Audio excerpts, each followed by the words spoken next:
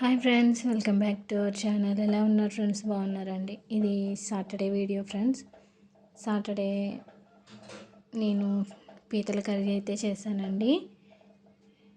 చాలా సింపుల్గా టేస్టీగా మనం పీతల కర్రీ ఇలా చేసుకుంటే చాలా బాగుంటుందండి. నేనైతే పీతల కర్రీ ఎప్పుడు చేసినా ఇలానే చేస్తాను. మీరైతే ఎలా చేస్తారో ఈ ప్రాసెస్ అంతా చూసి ఖచ్చితంగా కామెంట్ చేయండి.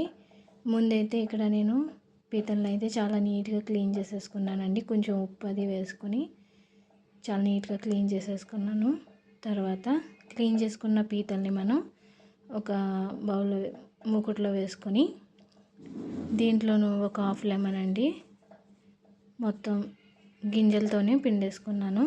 తర్వాత దీంట్లో కొంచెం పసుపు, కొంచెం వాటర్ వేసుకొని అయితే ఇక్కడ నేను గ్యాస్ మీద అయితే పెట్టుకున్నానండి. ఇలా ఇలా చేసి మనం కర్రీ చేస్తే టేస్ట్ అనేది చాలా బాగుంటుంది ఫ్రెండ్స్. ఎందుకంటే మనకి క్లీన్ చేసుకున్న పీతలో కాళ్ళలో కొంచెం మట్టని ఏదో ఒక డస్ట్ ఉంటుంది కదండి, అదంతా కూడా ఇలా ఉడకబెట్టి కర్రీ చేయటం వల్ల మనకి నీచు స్మెల్ కూడా రాకుండా తినేటప్పుడు చాలా బాగుంటుందండి. నేనైతే పీతల్ని ఒక 1 మినిట్ అండ్ 2 మినిట్స్ అయితే ఇలాగ బాయిల్ చేసుకున్నాను ఫ్రెండ్స్.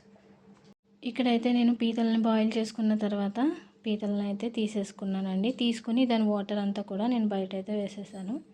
కర్రీ కోసం అయితే ఒక 2 ఆనియన్స్, ఒక 4 పచ్చిమిర్చి, ఒక 3 టమాటాలు అయితే తీసుకున్నానండి.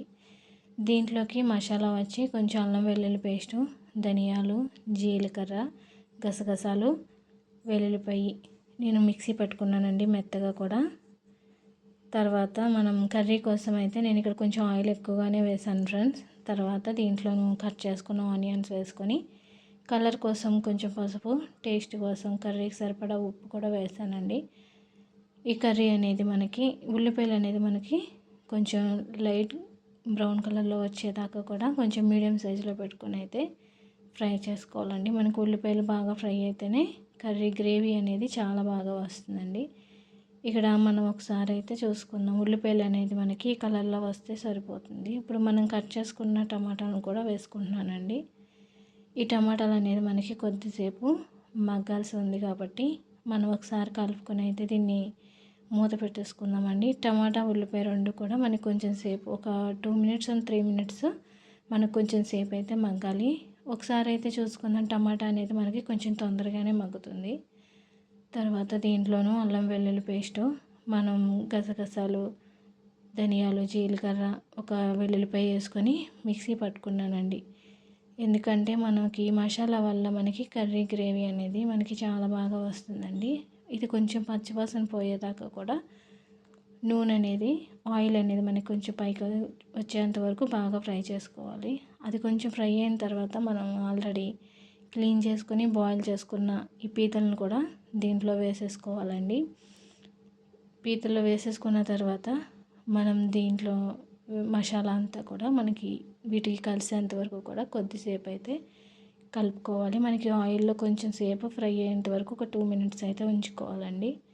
తర్వాత దీంట్లో నేను కారం ఒకటే యాడ్ చేస్తున్నాను. ఎందుకంటే ఆల్రెడీ మనం ఇందాకడే ధనియాలు, జీలకర్ర పేస్ట్ అన్నీ వేసేసాం కాబట్టి లాస్ట్లో కొంచెం కారం యాడ్ చేసుకుంటే మనకి సరిపోతుందండి.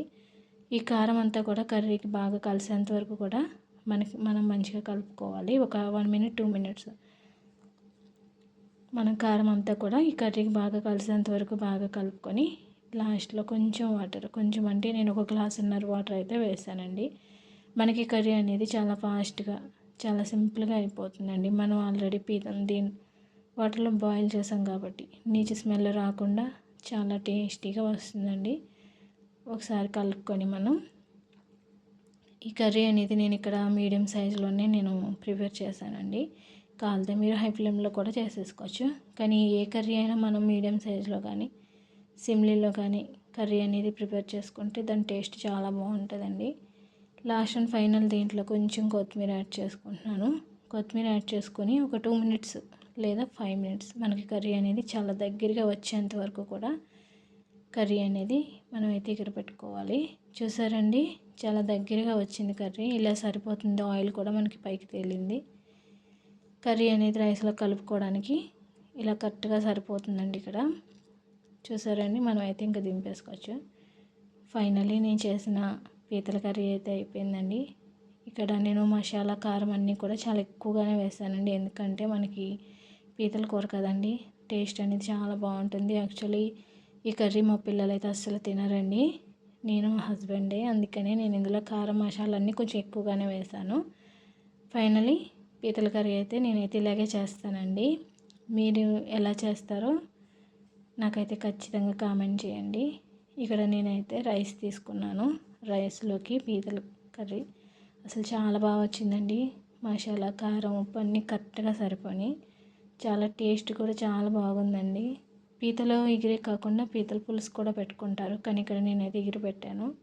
ఫైనల్ నేను చేసిన కర్రీ అయితే ఎలా ఉందో కామెంట్ చేయండి, లైక్ చేయండి, షేర్ చేయండి, మన ఛానల్ సబ్స్క్రైబ్ చేయండి. Bye friends.